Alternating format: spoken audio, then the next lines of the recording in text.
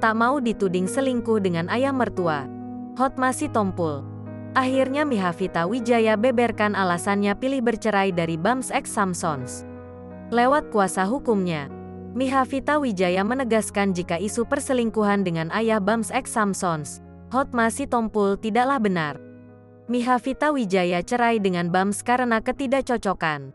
Mika sendiri merasa malu bila terus menumpang di rumah nenek Bams.